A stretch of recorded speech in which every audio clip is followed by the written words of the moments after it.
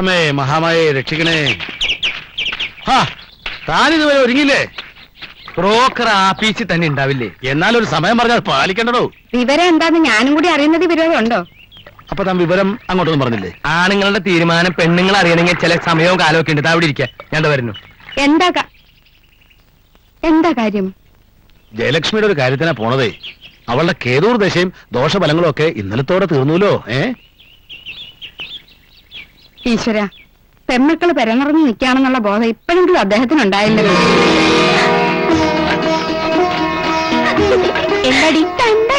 ആർക്ക്? ഇവിടുത്തെ first candidate ആരാ? അയാൾക്ക് തന്നെ. പ്രവേശി, ലക്ഷ്മിച്ചിക്ക് കല്യാണാലോചന. ഞാൻ അറിഞ്ഞു. ഭഗവതി, എന്റെ പ്രാർത്ഥന ഫലിച്ചു. അയ്യടാ, ആദ്യം വെല്ലിച്ചിട്ട് കഴിയും നോക്കട്ടെ, എന്നിട്ട് പോരെ ഈ വെപ്രാളം. വെപ്രാളമുണ്ട്. എന്റെ കൂടെ പഠിച്ച കുട്ടികളെല്ലാം ഒന്നൊഴിയാതെ കെട്ടി കുട്ടികളുമായി, മോളെ കുട്ടികളുമായി. ചേച്ചി വിഷമിക്കണ്ട, വല്യച്ചിട്ട് കഴിഞ്ഞ ഉടനെ പ്രവേശിച്ചിട്ട് തന്നെയാ. ഞാൻ കയറി ഓവർടേക്ക് ചെയ്യില്ല. നിന്നെ ഞാൻ ഓവർടേക്ക് ചെയ്യാൻ വിടുവോ? നിങ്ങൾ എങ്ങനെ അറിഞ്ഞു? പരമേശ്വരൻ മാമനും അച്ഛനും കൂടി പോവാൻ പോവാ. എന്നാ വാ. ഉപരാഷ്ട്രപതി ശബരിമലയിൽ ദർശനം നടത്തും.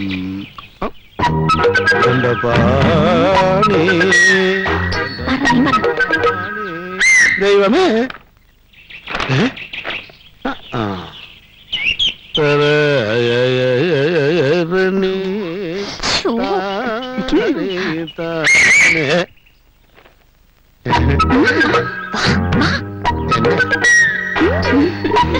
എന്തേ പറയണ്ടേ? എന്താ? ലക്ഷ്മി ചേച്ചിക്ക് പയ്യനെ കുറിച്ച് ഏതാണ്ടൊക്കെ പറയാനുണ്ട്. എന്തൊക്കെയാ ഡിമാൻഡ്സ് എന്ന് വെച്ചാ പറഞ്ഞോളൂ. പറയാം. കാഴ്ചക്ക് സുന്ദരനായിരുന്നു, ഏതാണ്ട് എന്നെ പോലെ. പിന്നെ സ്വഭാവം, സ്നേഹത്തോട് പെരുമാറാൻ അറിയണം, പ്രത്യേകിച്ച് ഭാര്യയോട്. വിദ്യാഭ്യാസം വേണം കേട്ടോ. അല്ല, സർട്ടിഫിക്കറ്റ് കൊണ്ടുവരാൻ പറയാം. ജോലി അത് പിന്നെ പ്രത്യേകം പറയണ്ടല്ലോ. ഒരു ബാങ്ക് ഓഫീസർ അല്ലെങ്കിൽ ഒരു കോളേജ് ലെക്ചറർ. ഇതിലൊരു അല്പസ്വല്പം താഴോട്ട് പോയതിന് വിരോധമില്ല, പക്ഷേ ഞങ്ങളുടെ പേഴ്സണാലിറ്റിക്ക് ഒപ്പം നിൽക്കുന്ന സ്ഥിരമായ വരുമാനമുള്ള ഒരു പയ്യനായിരിക്കണം. അല്ല, ലക്ഷ്മിക്കുട്ടിയുടെ കാര്യത്തിനാണല്ലോ പോണത്. അപ്പൊ നിങ്ങൾ എല്ലാവരുടെയും പേഴ്സണാലിറ്റി മൊത്തം നോക്കണമെന്നുണ്ടോ? ചേച്ചി ഡബിൾ ബെല്ലടിച്ചാലേ പഞ്ചറായ വണ്ടി പോലെ കിടക്കുന്ന ഞങ്ങൾക്ക് മുന്നോട്ട് നീങ്ങാനെ പോകും. മാത്രമല്ല, ചേച്ചിയുടെ ചെക്കനെ ചൂണ്ടി വേണം ഞങ്ങൾക്ക് ഞങ്ങളുടെ ഡിമാൻഡ് വെക്കാൻ. അണ്ടർസ്റ്റാൻഡ്? അതിനുണ്ട് എന്നെ ഇവിടുന്ന് കെട്ടിയെടുത്തോണേ. പരമേശ്വര, മടക്കത്തിൽ അപ്പുക്കണിയാരെ കണ്ടാ മുഹൂർത്തം കൂടി കുറിച്ച് വാങ്ങിച്ചോളൂ. തലയിരിക്കുമ്പോ വാലാടണ്ട. കൊടാ. പോവാ പോവാ. എല്ലാം നിന്റെ ഭാഗ്യം പോലെ ഇരിക്കും. ശരിക്ക് പ്രാർത്ഥിച്ചോളൂ. അത് ശരി, പ്രാർത്ഥനയും പൂജയും ഇതുവരെ കഴിഞ്ഞില്ലേ? 5 പെണ്ണുങ്ങളുള്ള വീടാ. മനുഷ്യനുള്ള സ്കാപ്പിയിൽ അവിടെ ആരുമില്ലേ? പള്ളിയുറക്കം കഴിഞ്ഞ് അച്ഛന്റെ പുന്നാരി മോൻ ദേ എഴുന്നേറ്റു. അമ്മേ, കാപ്പി കൊടുക്ക്. കാപ്പിയല്ല, ബൂസ്റ്റ്. പൊടി ബൂസ്റ്റ്. നീലഗിരിയുടെ സഖികളെ, ജ്വാലാർമുഖികളെ, സോറി കേട്ടോ. അതെ, ഇതിന്റെ ഈ ജെറ്റും കളയിരിക്കുന്നുണ്ട്, അങ്ങനെ പറ്റിപ്പോയതാണ്. അപ്പൊ ഞാൻ ന്യൂസ് കളക്ഷൻ അറിയാൻ നെറ്റിപ്പോ പറ്റില്ല. അതിരിക്കട്ടെ, ഏത് കൊള്ളാ പറ്റില്ല. പറയാൻ മടിയുണ്ടോ?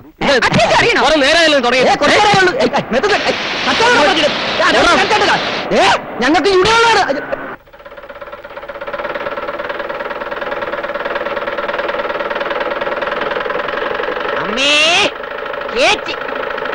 എന്തെങ്കിലും കൊടുത്തു വിട്, അല്ലെങ്കിൽ അവിടെ ഒന്ന് കരഞ്ഞോണ്ടിരിക്കും.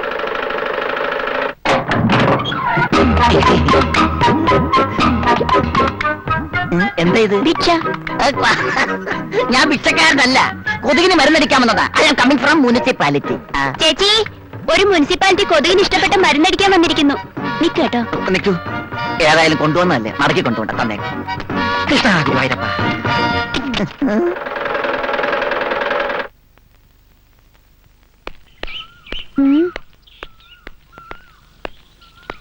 ഇവിടെ ആരുമില്ലല്ലോ.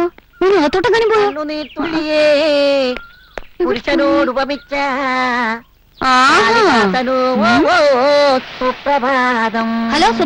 എന്താ ഇത്? കണ്ടില്ലേ?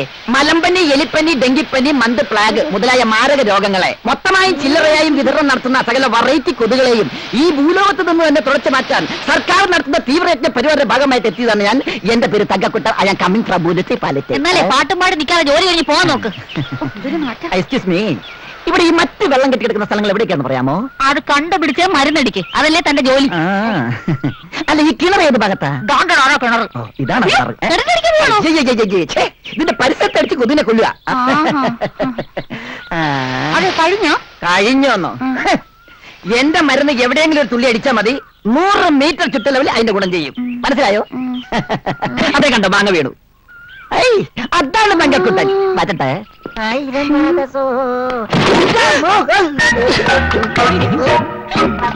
ഓ, മരുന്ന് ഗുണം ചെയ്തു. ഇപ്പഴാ തങ്ക കുട്ടനായത്.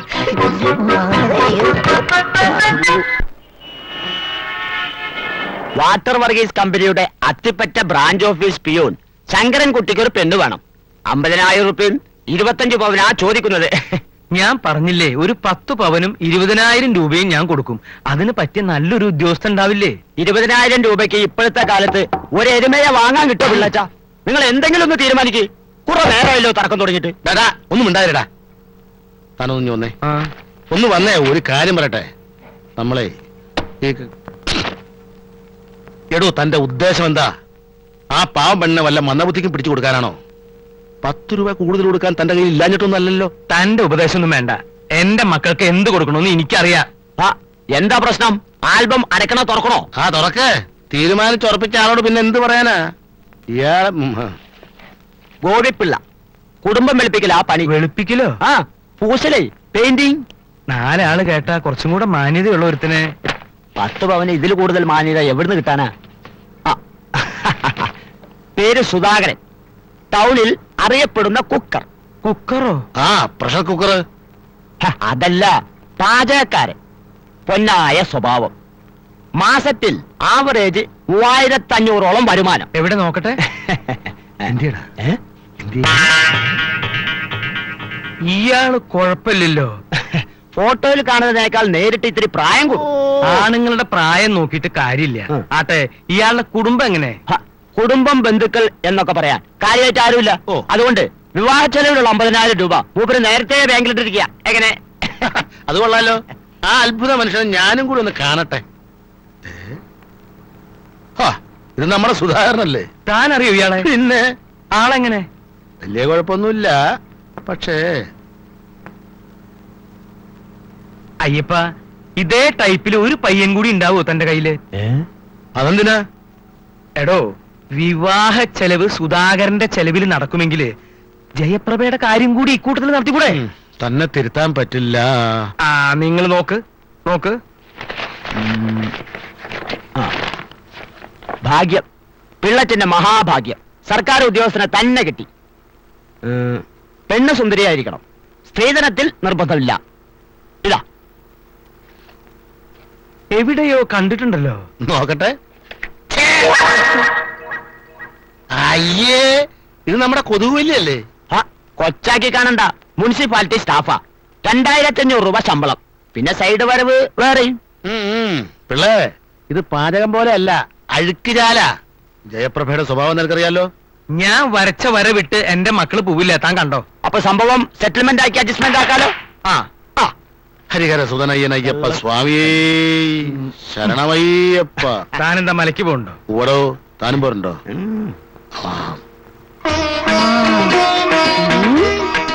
തെച്ചിപ്പൂവേ തെങ്കാശിപ്പൂവേ മച്ചാ ഒന്ന് ശരിക്കും നിക്ക്. പതുക്കെ ചേച്ചി, നമ്മളെ പെണ്ണ് കാണാൻ നമുക്ക് തീരെ ഇഷ്ടപ്പെട്ടില്ല. അടുത്ത നിന്റെ ഊഴമാണ് മോളെ, നിന്റെ ഊഴമാണ്. പറയണ്ട, വേഗം ഒരുങ്ങാൻ നോക്ക്, അവരിപ്പൊ എത്തും. ഇങ്ങോട്ടാ കുറഞ്ഞതൊരു ജയറാമിന്റെയോ സുരേഷ് ഗോപിയുടെ ചായ ഉണ്ടായിരുന്ന മതിയായിരുന്നേ. ചേച്ചി എന്താ ചായയും കാപ്പിയും കിട്ടാണ്ട് കിടക്ക? ആ ചായ അല്ലടി, മുഖഛായ. മനസ്സിലായോ? ഓ മനസ്സിലായേ. കുറച്ചുകൂടി കഴിഞ്ഞാൽ നേരിട്ട് കാണാലോ. ജയറാമാണോ ഇന്ദ്രൻസ് ആണോ? ഓടി ഓടുന്നു. ചേച്ചി ഒന്ന് മാറി ചേച്ചി, ഞാനൊന്ന് നോയിക്കോട്ടെ. ചേച്ചി മറിയല്ലേ? അയ്യോ, ചുമ്മാതല്ല ഷൈൻ ചെയ്യുന്നു. എവിടെ എന്നെ ഇഷ്ടപ്പെടുന്നു നോക്കട്ടെ. എന്താണോ വൈകണേ? ആ, ചെക്കന്മാരെ കുറിച്ചുള്ള ചെറിയ ധാരണ നീ പെൺകുട്ടികൾക്ക് കൊടുത്തിട്ടുണ്ടല്ലോ അല്ലേ? ആദ്യം ഈ ചടങ്ങ് നടക്കട്ടെ, എന്നിട്ടാവാം ബാക്കി വിവരണങ്ങളൊക്കെ. ദൈവമേ, അപ്പനോട് ഒരു വെടിക്കെട്ട് ഉറപ്പാ. ആഹാ,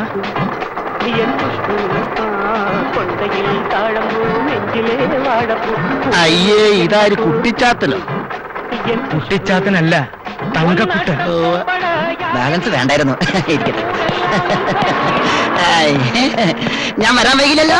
ഏയ് വൈകിട്ടൊന്നുമില്ല, അകത്തേക്ക് വരൂ. ഓക്കെ. ആ കീടനാശിനി നിന്റെ കാര്യം കണ്ടറിയണം. ചെല്ല്. നമ്മുടെ പാചകത്തിനെ കണ്ടില്ലല്ലോ.